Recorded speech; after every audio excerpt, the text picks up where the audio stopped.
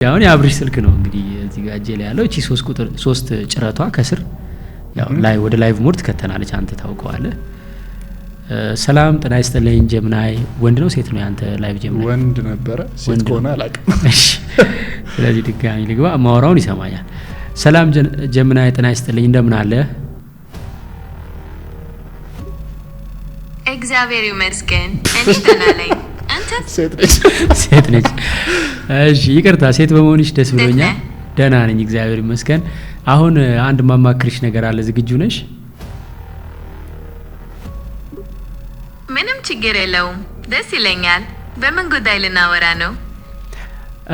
እንግዲህ አሁን እንድታማክሪኝ የምፈልገው እንደ አንድ የቢዝነስ ስራ ፈጠራ በጣም ትልቅ የ20 ዓመት ልምድ ያለው በተለይ በአፍሪካ ወጣቶች ላይ ብዙ ስራ እንደሰራና ስራ ፈጠራ ላይ ብዙ ልምድ እንዳለው እንደ አንድ ፕሮፌሰር ነው እንድታዋሪኝ የምፈልገው እና ስታዳምጪኝ እስከ ጨርስ ድረስ ሳታቋርጪኝ አዳምጪኝ።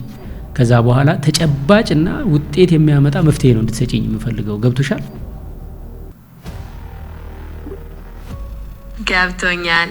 እንደ አንድ የቢዝነስ ፕሮፌሰር የ20 ዓመት ልምድ ያላት በተለይ በአፍሪካ ወጣቶች ላይ በትኩረት የሰራች ተጨባጭ እና ውጤታማ መፍትሄ የምትሰጥ ሆኜ ላዳምጥህ ዝግጁ ነኝ። እባክህ ሐሳብህን ጀምር። በጣም አመሰግናለሁ። እኔ ትምህርት ያቆምኩት ከ8ኛ ክፍል ነው። በመኖረው ደሴ አካባቢ ነው እና አካባቢያችን ላይ በሰላም እጦትም በኢኮኖሚም አለመረጋጋት በጣም ብዙ የኢኮኖሚ ዲፕሬሽን አለ። እኔ ደግሞ ያው እንግዲህ በጣም ብዙ ጎበዝ ነበርኩ፣ ንግድ ነበረኝ፣ ብዙ ሞክሬያለሁ። ግን ሁሉ ነገር ከስሮ አሁን ከቤት መውጣት ማልችልበት፣ ተንቀሳቅሼ መስራት ማልችልበት በጣም በቃ ከባድ ሁኔታ ነው ያለው። የኢኮኖሚ ሁኔታ አንቺ እንደምታስቢው አይደለም፣ በጣም ወርስ ነው እና እኔ አልተማርኩም ደግሞ እንደሰው ተምሬያለሁ እንኳን እንዳል አልተማርኩም። ዘመድ የለኝም፣ ቤተሰቦቼ ገንዘብ የላቸውም። ስለዚህ አሁን በቃ ወይ ሻርክ ቢበላኝም ይብላኝ ብዬ ወደ ስደት መሄድ ነው ያለኝ አማራጭ። እና እንዴት ነው እኔ አሁን እስቲ ኤአይ ይላል ሰው ሁሉ አሁን ላይ ኤአይ ተጠቀሙ ምናምን ይላል። የሆነ ሸቱ የሚባል ሰውዬም አዲስ አበባ ኤአይ ተማሩ ምናምን ያለ ይሰክሰናልና እኔ እንዴት ነው ህይወቴን እስቲ አሁን ኤአይ አግዞኝ ሊቀይርልኝ የሚችለው? እኔ አሁን ከስክራች በባዶ ኪስ ተነስቼ መስራት የምችለው ስራ አለ? ምን ሰርቼ ነው አሁን ላይ እንደው ማስተዳደር ራሱ ቤተሰቦቼን የምችለውና እስቲ 5 ከባዶ ተነስቼ መስራት የምችላቸውን ስራዎችና ሐሳቦች ሲጪኝ እስቲ። እሺ የትምህርት ደረጃህ ምንም ይሆን የቢዝነስ ስኬትህ የሚወሰነው በሌሎች ነገሮች ላይ ነው። ለምሳሌ ጠንካራ የስራ ስነ ምግባር፣ ያለማቋረጥ የመማር ተነሳሽነት እና ጥሩ የሰዎች ግንኙነት ወሳኝ ናቸው። በአፍሪካ አውዲ ውስጥ ብዙሃኑ ወጣቶች ተመሳሳይ የሆነ የትምህርት ዳራ ሊኖራቸው ይችላል። ስለዚህ ራስህም ከሌሎች በተለየ የሚያስቀምጥህ ክህሎትህና ቁርጠኝነትህ ነው። አሁን በምን ዘርፍ ላይ ትኩረት ማድረግ ትፈልጋለህ? ለኔ እንግዲህ 5 የስራ አማራጮች ሲጪኝ በቃ ከስክራች ጀምሬ መስራት የምችለው 5 አማራጭ ጠቁሚ። እሺ ከባዶ ጀምረህ መስራት የምትችላቸው 5 ጠንካራ አማራጮች። የመጀመሪያው የአግሪ ቢዝነስ ነው። ደሴ አካባቢ የግብርና ምርቶች በብዛት ይገኛሉ። እነዚህን ወደ ተለያዩ ምርቶች ለምሳሌ ዱቄት፣ ዘይት ወይም የደረቁ ምግቦች በመቀየር ትልቅ ገበያ መፍጠር ትችላለህ። ሁለተኛው የቴክኒክ ስልጠና እና ጥገና። በአካባቢው ያሉ ማሽነሪዎችና የቤት እቃዎች ሁልጊዜ ጥገና ይፈልጋሉ። ይህንን እንደ ቢዝነስ መውሰድ ትችላለህ። ሶስተኛው ንግድ፣ እንደ አትክልትና ፍራፍሬ ወይም የልብስ ንግድ በትንሽ ካፒታል መጀመር ተችሎ ብዙ ትርፍ ማግኘት ይቻላል። አራተኛው የማምረት ስራ፣ ለምሳሌ የሳሙና ምርት፣ የንጽህና መጠበቂያ እቃዎች ወይም ቀላል የቤት እቃዎች ማምረት። የመጨረሻውና አምስተኛው አገልግሎት መስጠት፣ እንደ ምግብ ዝግጅት፣ የጽዳት አገልግሎት ወይም የጥበቃ ስራዎች መጀመር ትችላለህ። ከእነዚህ አማራጮች በየትኛው ላይ ትኩረት ማድረግ ትፈልጋለህ?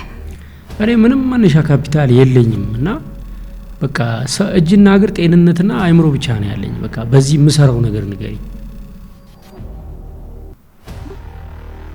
ምንም ካፒታል ሳይኖርህ መጀመር የምትችላቸው በርካታ ስራዎች አሉ።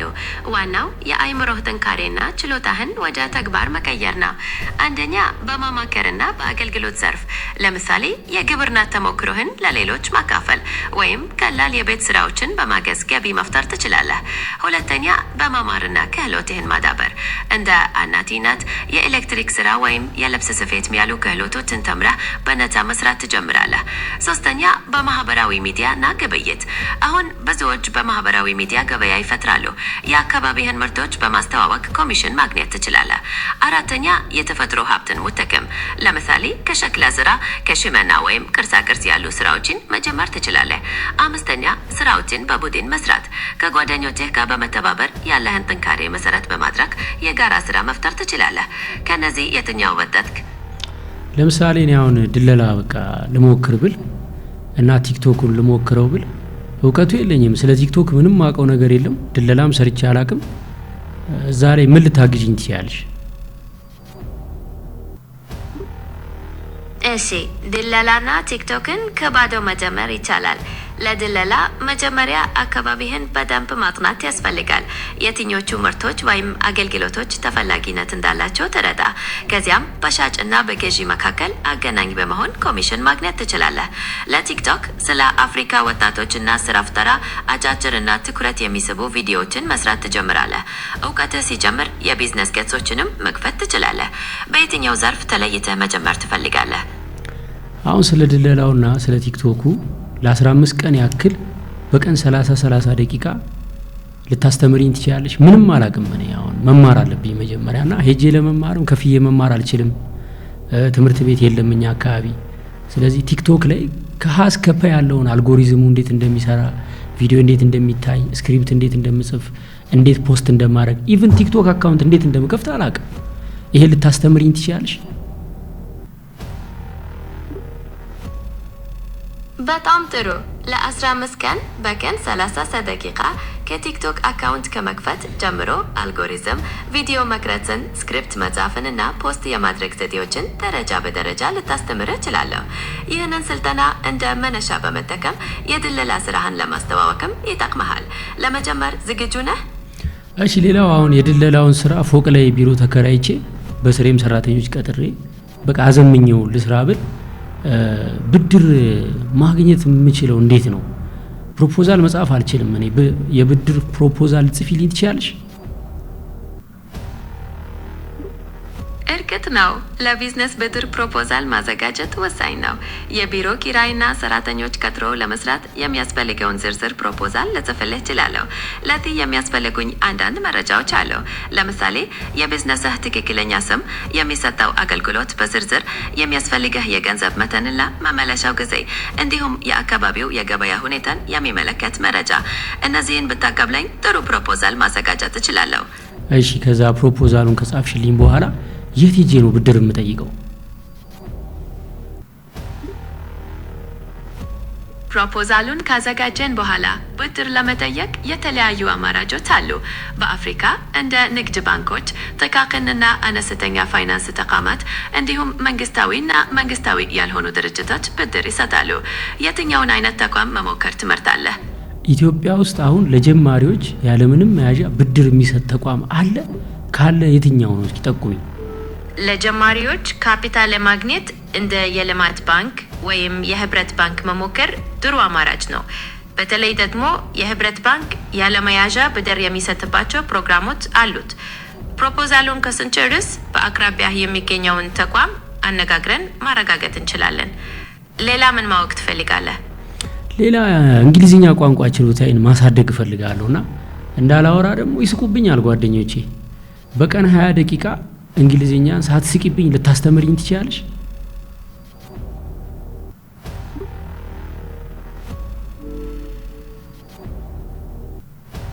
እሺ፣ ችግር የለውም። በቀን 20 ደቂቃ የእንግሊዝኛ ትምህርት ልታስተምረህ ትችላለህ። ጓደኞችህም እንዳይስቁብ በልበ ሙሉነት እንድትናገር የሚረዱህን ዘዴዎችም እናያለን። ከየት እንጀምር? ከመሰረታዊ የቃላት መማማር ይሁን? ግን ስታስተምሪኝ በአማርኛ አስረጅኝ እሺ። ለምሳሌ አሁን በእንግሊዝኛ አልፈልግም ማለት እንዴት ነው?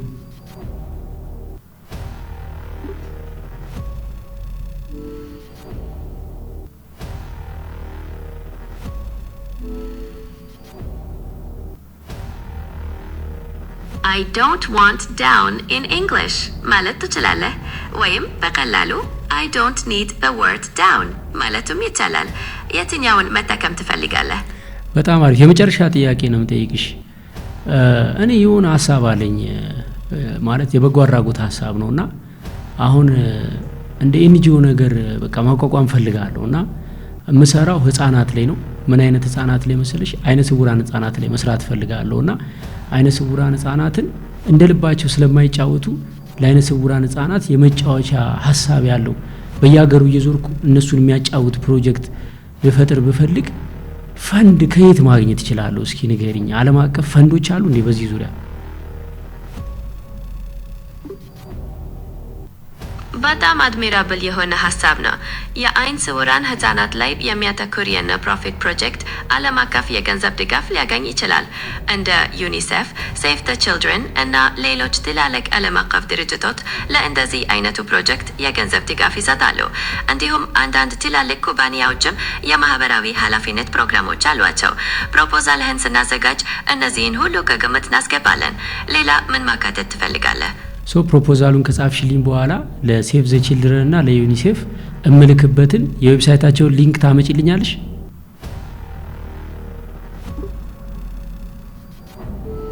አዎ፣ ፕሮፖዛሉን ከጻፍኑ በኋላ ለሴቭ ዘ ቺልድረን እና ለዩኒሴፍ እንዴትና የት መላክ እንዳለብህ ሙሉ መረጃ ሰጥሃለሁ።